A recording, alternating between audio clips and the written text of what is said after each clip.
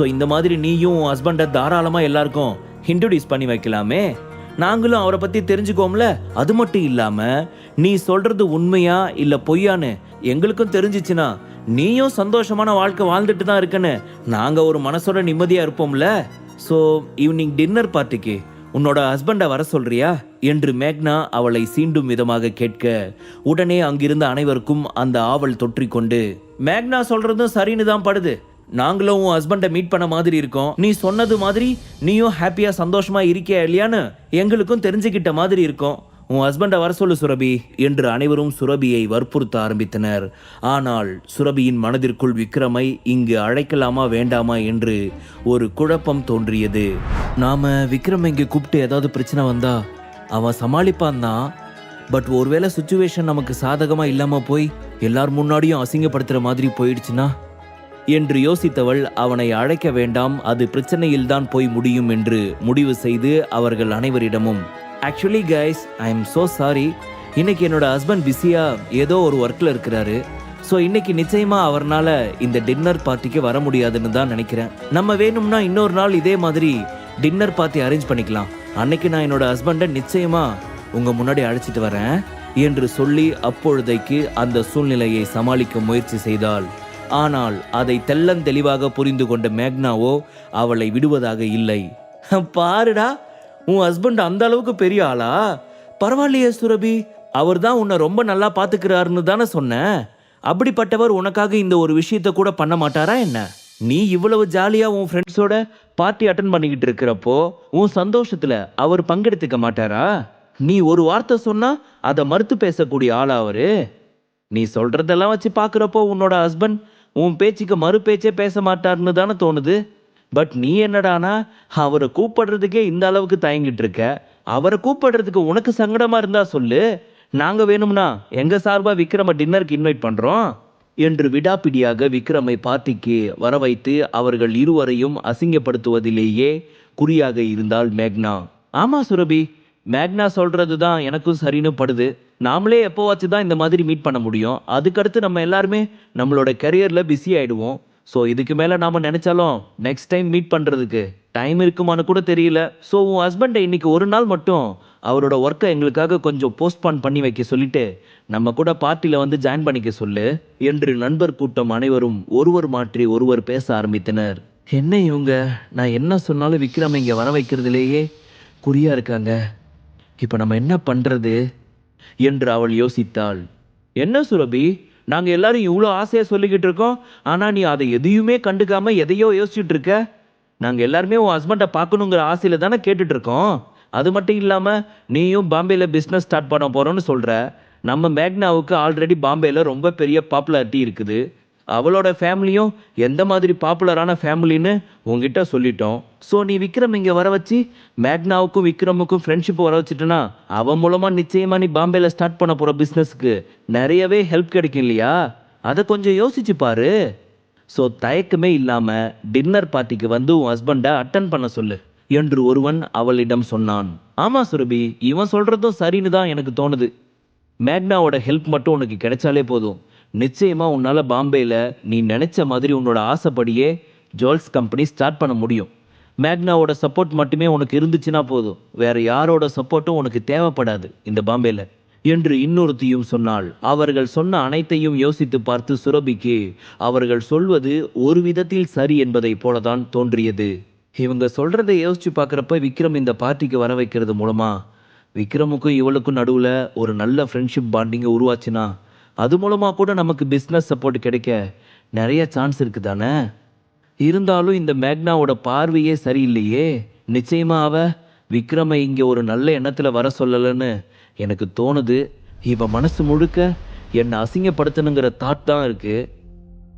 அவள் பார்வையை பார்த்தாலே தெரியுது நான் கொஞ்சம் யோசித்து தான் முடிவெடுக்கணும் என்று அவள் தீவிரமாக யோசித்து கொண்டிருக்கும் பொழுது விக்ரம் மீண்டும் இரண்டாவது முறையாக அவளுக்கு ஃபோன் செய்தான்.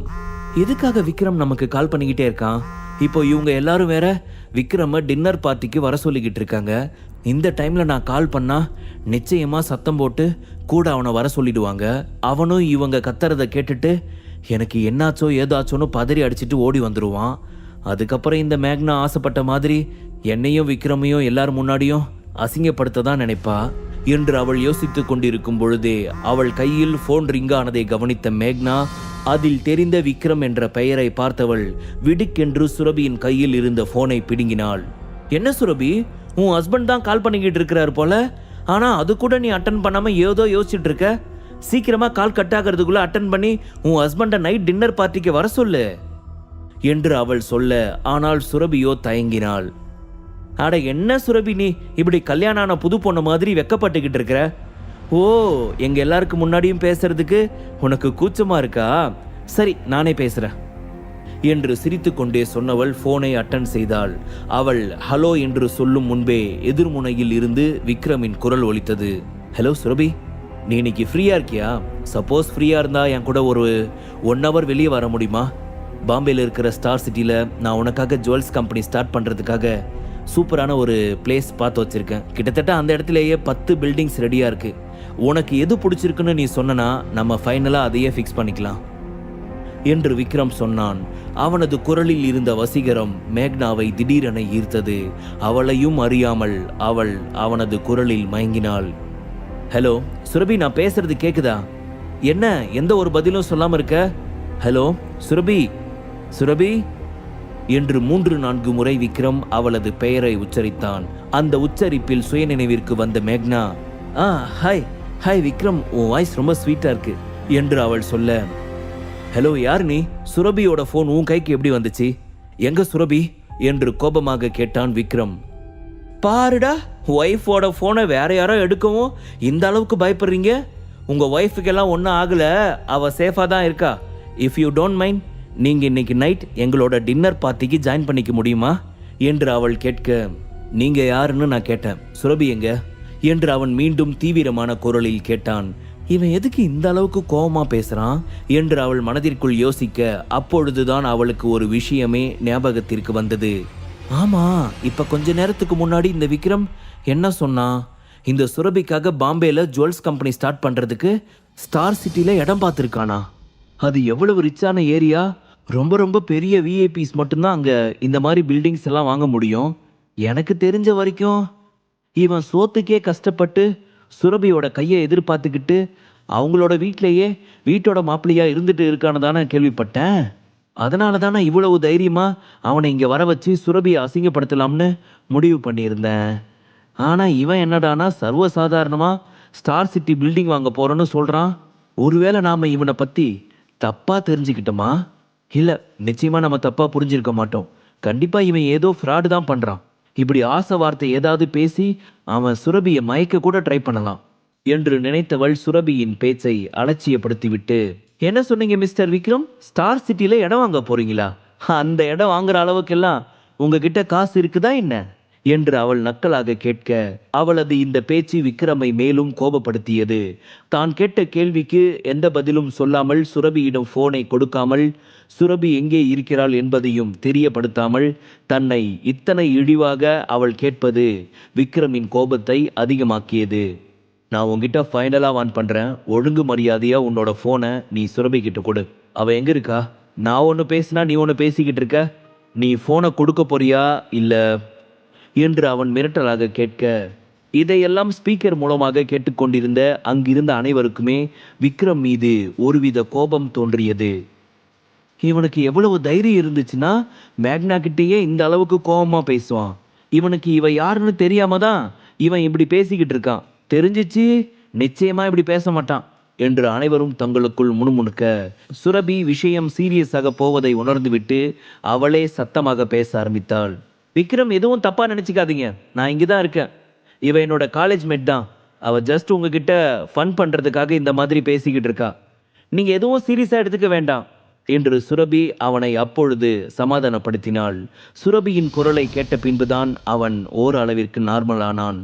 அது மட்டும் இல்லாது இப்பொழுது பேசியது சுரபியின் காலேஜ் மேட் என்றும் அவள் ஃபன் செய்கிறாள் என்றும் சொன்ன பின்புதான் அவனது கோபம் லேசாக கனிந்தது. ஹே விக்ரம், நான் சுரபி ஃப்ரெண்ட். நாங்கள் நைட்டு ஒரு டின்னர் பார்ட்டிக்கு அரேஞ்ச் பண்ணியிருக்கோம். நீங்களும் வந்து பார்ட்டியில் ஜாயின் பண்ணிக்கிட்டா நாங்கள் ரொம்ப ஹாப்பியாக ஃபீல் பண்ணுவோம் என்று மேக்னா சொல்ல, சுரபியும் அங்கே இருப்பதால் பார்ட்டி முடிந்ததும் அவளை பத்திரமாக அழைத்து கொண்டு வந்து விடலாம் என்று முடிவு செய்தவன், ஓகே நான் வரேன் என்று சொல்லிவிட்டு ஃபோன் காலை கட் செய்தான் விக்ரம். அவ்வளவுதான், சிம்பிள். இதுக்கு போய் எதுக்கு சுரபி இந்த அளவுக்கு யோசிச்சுக்கிட்டு தயங்கிட்டு இருக்கிற? ஏதோ உன் ஹஸ்பண்ட் பிஸியா இருக்கிறதா சொன்ன, பட் நான் சொன்னதுமே அவர் வர ஒத்துக்கிட்டாரு பாத்தியா? எவ்வளவு சிம்பிளா முடிஞ்சிடுச்சு. ஓகே கைஸ், வாங்க நாம டின்னர் பண்ணலாம் என்று மேக்னா அனைவரையும் உற்சாகப்படுத்த அதன் பின் டின்னர் பார்ட்டிக்கான அரேஞ்ச்மெண்ட் பரபரப்பாக ஸ்டார்ட் ஆனது. அங்கு இருந்த அனைவருமே விக்ரமின் வருகைக்காக தான் காத்திருந்தனர்.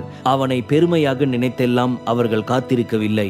அவன் எப்படி வரப்போகிறான், அவனுடைய தோற்றம் எப்படி இருக்கும், சுரபி சொன்னது உண்மையா இல்லையா என்ற ஒரு கியூரியாசிட்டியில் தான் அவர்கள் எதிர்பார்த்து காத்து கொண்டிருக்க, சுரபியின் மனதிற்குள் என்ன நடக்கப் போகிறது என்ற ஒரு பரபரப்பும் மேக்னாவின் மனதிற்குள் எப்பொழுது விக்ரம் வருவான், அவனையும் சுரபியையும் இங்கிருக்கும் அனைவர் முன்பும் அசிங்கப்படுத்தி தான் தான் உயர்ந்தவள் என்று காட்டப் போகிறோம் என்ற ஒரு பரபரப்பு இருந்து கொண்டே இருந்தது. இப்படியாக ஒவ்வொருவர் மனதிலும் ஒரு எண்ணம் இருக்க அவர்கள் அனைவரது பார்வையும் வாசலையே நோக்கி இருந்தது. ஆனால் விக்ரமோ அங்கு வந்த பாடே இல்லை. ஒரு கட்டத்திற்கு மேல் பொறுமை இழந்த மேக்னா, என்ன சுரபி, உன் ஹஸ்பண்ட் இன்னும் ஆளே காணோம்? அவர் வரன்னு சொன்ன நேரத்துக்கு அவர் கிளம்பி இருந்தா கண்டிப்பா 2-3 தடவை வந்துட்டு போயிருக்கலாம் போலியே. பட் உன்னோட ஆளை இன்னும் காணோம். ஓ, டாக்ஸிக்கு கூட காசு இல்லாம நடந்து வராரா என்ன என்று அவள் கிண்டலாக கேட்க அங்கிருந்த அனைவரும் சிரிக்க ஆரம்பித்தனர். அந்த சிரிப்பு சுரபிக்கு மிகவும் அவமானமாக இருந்தது.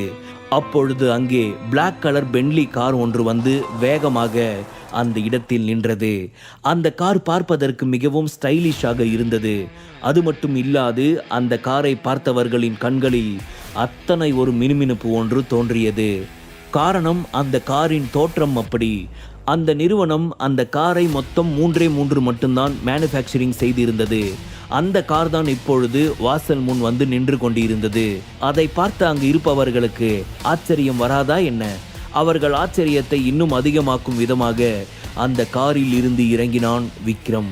டாப் ரிச் பர்சன் மட்டும் யூஸ் செய்யும் விதமாக வடிவமைக்கப்பட்ட அந்த 3 காரில் ஒன்றை தான் பாம்பே வரும்பொழுது யூஸ் செய்வதற்காக விக்ரம் தனக்காக வாங்கியிருந்தான். அதை பார்த்த சுரபி தன்னையும் அறியாமல் விக்ரம் என்று உச்சரிக்க அனைவரது பார்வையும் சுரபி பக்கம் திரும்பியது. இதுதான் விக்ரமா? மேக்னாவிற்கோ என்ன சொல்றாங்க இவங்க? இதுதான் விக்ரமா? அப்போ நாம நினைச்ச மாதிரி அவன் லோக்கலான பர்சன் கிடையாதா என்று அவள் அதிர்ச்சியில் புலம்ப ஆரம்பித்தாள். முழு கதையையும் கேட்டு மகிழ பாக்கெட் FM ஆப்பை டவுன்லோட் செய்யுங்கள். லிங்க் டிஸ்கிரிப்ஷனில் கொடுக்கப்பட்டுள்ளது.